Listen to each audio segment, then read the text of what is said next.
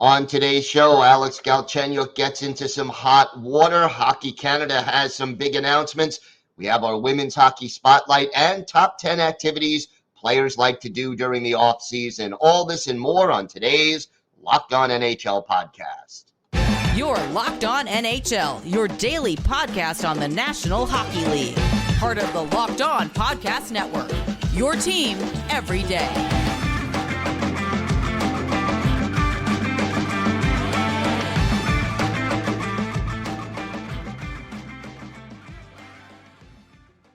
Happy Friday, everybody, and welcome to the Locked On NHL podcast, part of the Locked On Podcast Network, your team every day.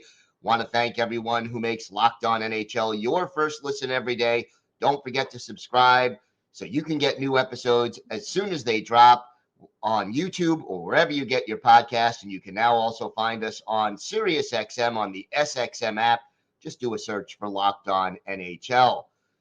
I'm Gil Martin. You can find me on Twitter at IceWarsNYR, I am joined every Friday by Rachel Donner. You can find her on Twitter at RMiriam. Rachel, how's it going today? All right. We are definitely hitting the off-season stride right now.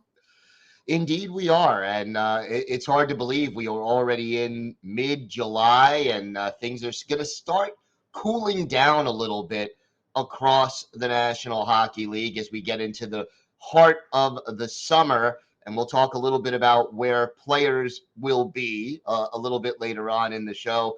But there is still some news out there, and the big story, not very good news either. Alex Galchenyuk, his contract terminated after he was arrested for being part of a hit-and-run accident. Your thoughts on Galchenyuk? Yeah, I mean, I feel like this is one of the sad stories that sometimes happens in hockey, where you have a guy who's been with a whole bunch of different teams, hasn't quite fit anywhere or been able to find success, and unfortunately has had some trouble behind the scenes. And, he had literally just signed with the Arizona Coyotes on July 1st. Maybe this was going to be a chance for him to, restart and have a fresh shot at things. But then, had a hit and run here. Now it was just property damage. Nobody was hurt, thank goodness. But, it's still problematic. And he was arraigned, and so there's a forthcoming trial or charges to be dealt with, and it's just so unfortunate. And I really, really hope that he gets whatever support that he needs, and he can move forward with his life, whether that involves hockey or not. But for the Yotes to have just first come out and said they were terminating the contract and no further comment at this time, like, you knew something had gone down, right? Yeah, you knew that there had to be something, and it is a shame. I mean, he is a former first-round pick. Obviously, the talent is there, but as you said, we're very fortunate nobody was injured or killed in this accident, and he's got to get himself straightened out. And whether his future is in hockey or something else, whether he plays in the minor leagues or another NHL team takes a chance on him, or if he heads back to Europe, regardless of what he does, he's got to take care of himself and his issues first, because it just doesn't look good. It just, that's not acceptable behavior, bottom line. It is, again, just unfortunate, especially given the fact that the hockey part of it hasn't clicked. And I just wish him the best, and I hope that whatever damage he has caused gets taken care of as well as part of the process, and that he can move forward. Yeah, I mean, hopefully this will give him a chance to take a good long look in the mirror and assess things and make the changes that he needs to make. And you hope he doesn't blow that opportunity that's hopefully going to be given to him. Now, we also are expecting an announcement from Hockey Canada. Rachel, why don't you talk to us a little bit about that? Yeah, so obviously we've had this ongoing issue for a while now about Canada's 2018 World Juniors team, that there are some people involved in an assault, and there were some players on that team that were witnesses to that assault as well. And we don't know who this could affect directly in terms of the players and the teams involved, but there was as many as 8 possible players involved that are being investigated, some of whom are in the NHL. And so, with a report coming out about this, there's so many different things with the fallout, whether the NHL decides to suspend any of these players. Obviously, Rick Westhead laid it out pretty well earlier this week, saying, it's possible that per the terms of the CBA, the union could file an appeal. There could be defamation lawsuits as a result of this. But in the meantime, there's an actual legal investigation taking place in London where the incident took place, and there could potentially be charges for up to 5 players who were on that team.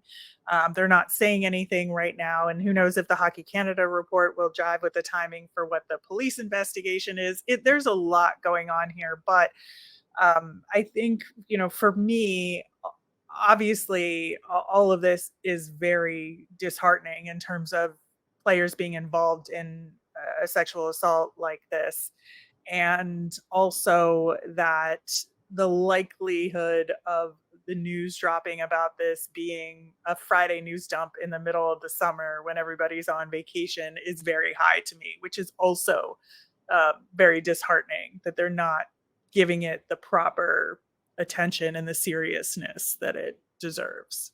I think maybe because it deserves so much seriousness, they're going to try to sweep it under the rug as much as they can and do the news dump late on a Friday night, as you suggested. And yeah, it's definitely something we have to keep an eye on. And again, not something that reflects well on the game and the people involved for sure. Another little incident taking place earlier this week with your Philadelphia Flyers. Yeah, I'm sorry to bring this up, but why don't you fill us in on that and where we're at with it right now?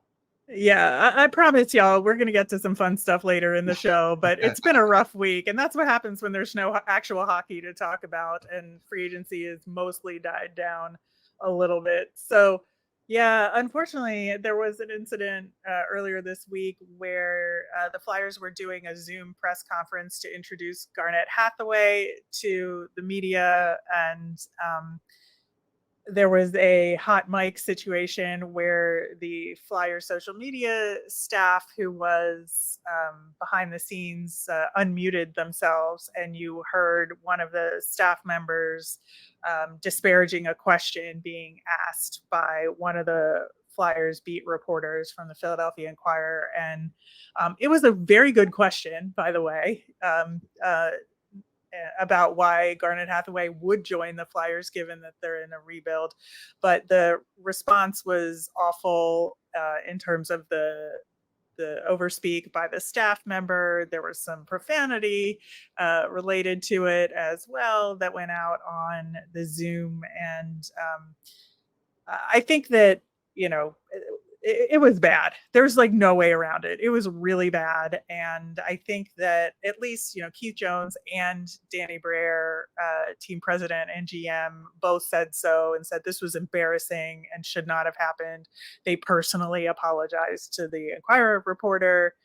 And so I think, they've done the best they can to mitigate the circumstance, but wow, it was very unprofessional. And hopefully a lesson was learned, let's say. Yeah, let's say. And hot mic, always a dangerous thing. No matter what. You always have to assume a mic is hot, no matter whether you think it's off or not. You always have to assume. Always, every time. Yes, every time. Well, like you said, we've got some better, happier things to discuss later on in this episode. And coming up next, Erica Ayala will join us for our bi-weekly Women's Hockey Spotlight.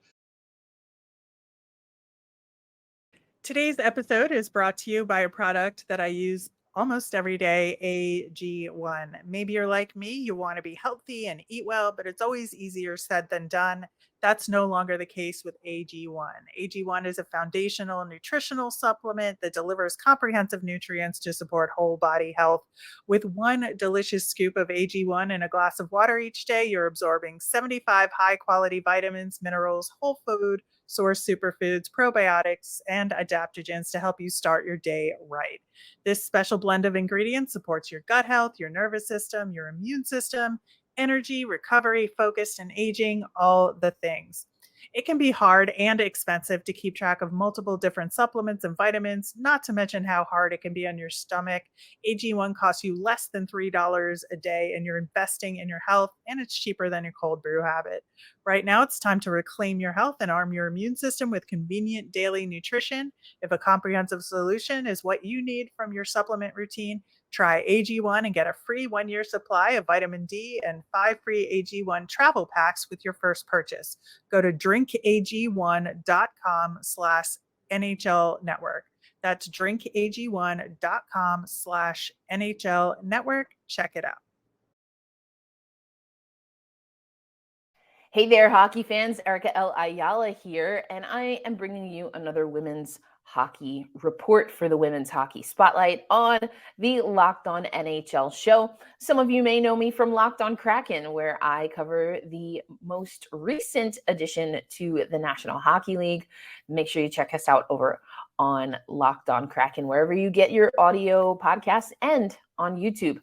Okay, last time we talked about women's hockey, I was on vacation, came back. We had a beautiful interview set up for you. As a matter of fact, we had batched a bunch of interviews, and then in one fell swoop, all of that went by the wayside. That is because the Premier Hockey Federation, also known as the PHF, where I served as a broadcaster, was acquired by the Mark Walter Group. Now, since that announcement, and that came on Friday, as a matter of fact, just after we recorded the Locked On NHL Women's Hockey Spotlight, which was an extended edition with Rachel Donner, the news officially came out: the Premier Hockey Federation ceasing operations, absorbed by the Mark Walter Group. We also knew that at the time, formerly what was known as the PWHPA,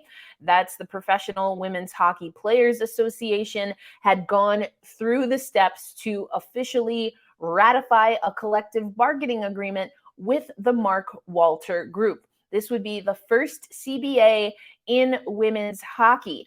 All of this happening at the same time. I was able to talk to a lot of experts, former commissioner of the PHF, Reagan Carey, PWHPA consultant and Hockey Hall of Famer Jana Hefford, as well as Stan Kasten. Now, he will be on the board of the Mark Walter Group, who again has acquired the Premier Hockey Federation. So here's what I can tell you and what I know from my direct reporting. Yes, the Mark Walter Group acquired the Premier Hockey Federation. Now, Stan Kasten would absolutely not confirm, certainly did not deny, that there would be some carryover in staffing. Now, since that conversation with Stan Kasten that I had, and I was talking about Jana Hefford and Reagan Carey, again, commissioner of the PHF, Reagan Carey, and consultant for the PWHPA, Jana Hefford, he would not confirm or go on the record regarding if they would have a role in the new league. If you check out the reporting from the Hockey News and other places like the Ice Garden, you will find out that a lot of staff from the 7 PHF teams have not been retained. Now, we don't know how many staff members will carry over in the new league. But what Stan Kasten also would not confirm nor deny were the reports that it will be 6 teams moving forward. I asked Stan multiple times, multiple ways, and he has said effectively he has not confirmed that. We will know when we know, but that there will be, quote, breadcrumbs that are tossed about in the coming months. The next 30 to 60 days, we're already, I guess, arguably about 15 days into those 30 to 60 days, will be critical for the new league. I have seen a copy of what we believe to be the collective bargaining agreement, and I say it this way because I, in my reporting, have yet to be able to confirm that it is the ratified collective bargaining agreement, that being the copy of the CBA that was signed into action by the players and the Mark Walter Group. But this is what I can tell you from my reporting and from the document that I saw. There is still a hope that this league will start in January. That's 6 months or so from the time of the news of the PHF acquisition. But Stan Kasten says there's no website yet. There's no official name yet. I asked if any of the 7 markets from the PHF would carry over. He would not confirm that. There are also essentially 4 markets where players were playing and they had established roots in the PWHPA. We don't know if those are going to carry over either. So this could be brand new teams, brand new staff, obviously brand new players, and we just don't know. And today is July 14th, 2023. So there is a lot that this group has to do. A few nuggets regarding the CBA itself. The pay cycle and the pay structure, I think we really have to wait to figure out and to contextualize this new league versus the PHF and other leagues that were out there. Right now, in the document that I have seen, and others have reported this as well, I believe it's 9 players, a maximum of 9 players can earn $35,000 for the season. Now, that is the minimum. So if you think about just overall in the context of women's sports, even let alone men's sports, I was just watching reports on Shohei Ohtani and his floor being $50 million a year. That is small change. It is not what we would consider a livable wage in the United States. And so that is what we're seeing, a maximum contract at $35K. A minimum contract of $35K, maximum number of players at that minimum contract would be 9. Now, there's a minimum requirement. At least 6 players have to make $80K or more. So from the document that I saw, a little bit vague when it comes to this, but a minimum of 6 players have to make $80K, which, everyone else then on a 25-player roster has to fit somewhere in between. So again, these are the reports that we're seeing from my reporting, what I've seen, but we really have to wait and see how this is going to play out. There are other things like relocation stipends, housing stipends, especially for international players. So those are in the document that I saw.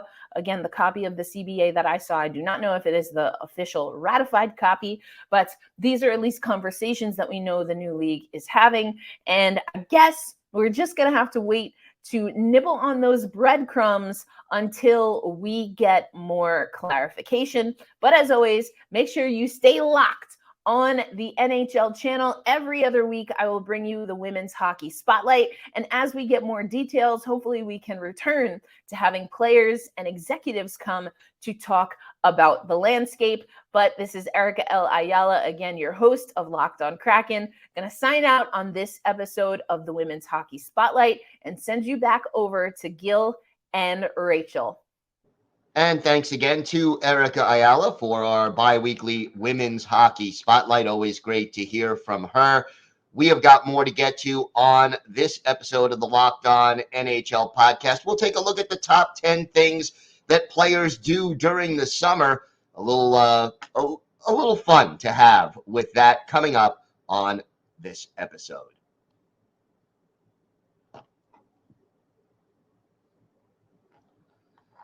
All right, Rachel, the offseason is really here. Free agency is done. The draft is done. There's still a couple of players out there without a home, but that will probably happen soon. But players are going to have their downtime for the year now. And, we've always said hockey is now a 365-day-a-year job, but this is the closest they come to getting some time off. So we thought we'd put together a little top 10 list of things that hockey players tend to do during this little summer break.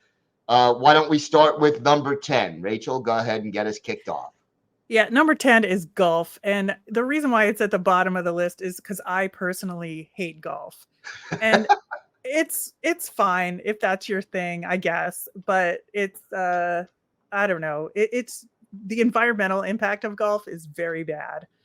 So that's one of the reasons why I don't like it. And I feel like this is probably one of the only activities that hockey players can do because of the less potential of injury.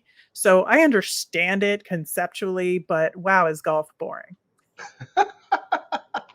I am not a golfer per se, but yeah, golf and hockey go way, way back. I know. And I know. Even in the days when hockey was not a 12-month-a-year job, when players had to skate themselves into shape in training camp, they played golf. So it's part of the culture. I accept any and all criticism for that take, but it is my take and I stand by it. All right. Well, number 9 on the list.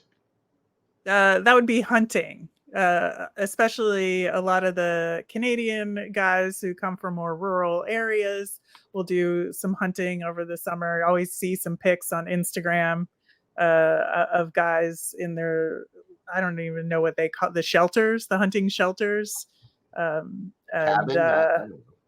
cabins, things of that nature. So I hope they have fun.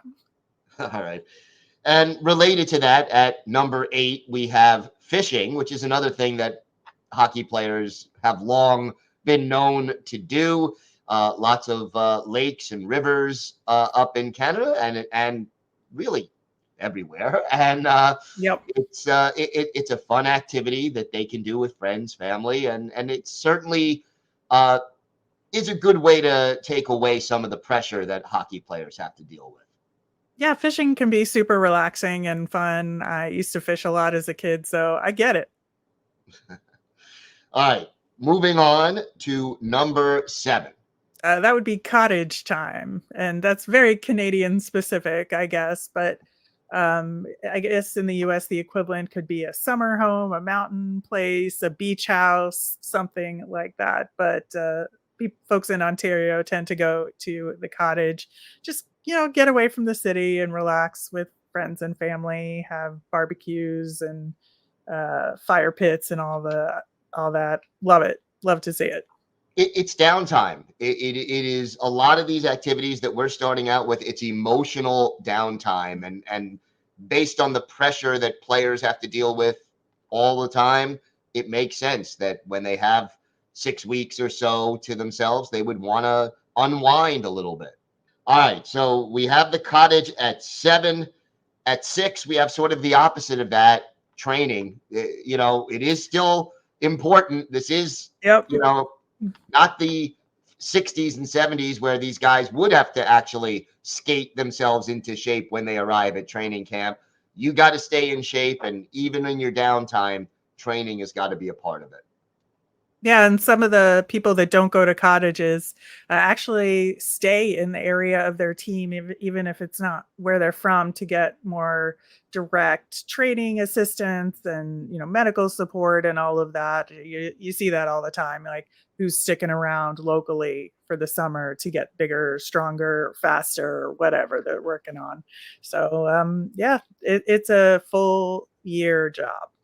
Yeah, and then, some guys will go to the cottage for 2 weeks and then come back and do the training thing. So you could do all of these things at different points in the summer if you want. I will leave you up for number 5. Where would we go with 5? Babies. A lot of players try to time when they have their children over the summer so that they can be there for the child's birth and for the early infancy days to be supportive. And I appreciate that. Players that it's not always possible, totally understood. But I think that you tend to see some babies popping out around this time of year. And that's always fun to see the announcements on social media. It is, and it's a happy occasion, something that is, always welcome news for the players. At number 4, something that a lot of people do over the summer. Why should hockey players be any different? Take a vacation. Now, hockey players have a little more money than most of us. They can go to some pretty exotic places, but this is always fun. And like you said, social media often full of you see your favorite players visiting landmarks and destinations all over the world that you're just like, I wish I was there. But always part of the summer culture for hockey players. Yeah. And then at number 3, we have the corollary to babies, which is weddings. A lot of guys get married over the summer. You love to see it. And it's great because, these guys have friendships from all different stages of their life and hockey careers. So you often see in these wedding photos on social media, players from different teams getting a chance to go to their buddy's wedding and being supportive and, seeing who the best man is for a particular wedding. If it's not a family member, if it's one of their hockey friends, and they get dressed up and they have a good time. And it's, I always love the summer hockey weddings that roll out. Yeah, and then you always have those ironic things where, like, a player from the team's biggest rival is the best man, and right. it's like, they went to college together or something. Yeah, or they played in juniors together or whatever, or they're marrying like the sister of another player, and so they're all in the wedding party. But it just, as a fan, you're like, wait a minute, there's a Flames player who's the best man at an Oilers player's wedding. What's wrong with this picture? For the fans, it doesn't quite look right. The players have no problem with it whatsoever. Right. Number 2, summer hockey. Talk to me about that.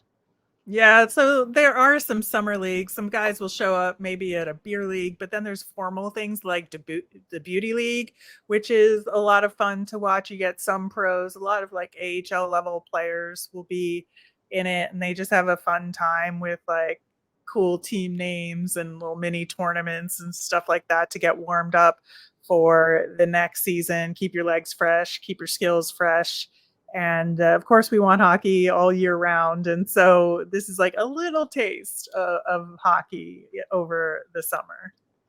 And the number one thing that hockey players love to do over the summer, and this is my favorite as well, having a day with the Stanley Cup.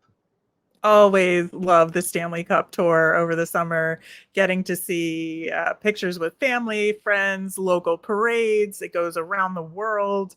Honestly, the reward you get for winning the Stanley Cup, like this is such a cool thing that they do in the NHL, and having a day with the trophy and seeing what weird places it goes and what gets put in it is always an adventure. And I think is one of the most fun things about the summer in hockey. It is a unique part of hockey culture. I always love it. And, sometimes they bring the cup to a very small town and it shows up in a bar or a church or wherever. I just love the different places it can be. And to get 24 hours with the most famous trophy in sports is a magical thing. And I really love that tradition. So, yeah, it's all part of hockey. And a lot of this will be going on over the next 6 weeks or so. I want to thank everyone for making Locked On NHL your first listen every day. I will be back on the Monday show interviewing 3 of our local hosts with the biggest stories from around the league. Until then, have a great weekend, everybody. Enjoy the summer while it lasts and while hockey is having its downtime. Thanks for listening and watching the Locked On NHL podcast.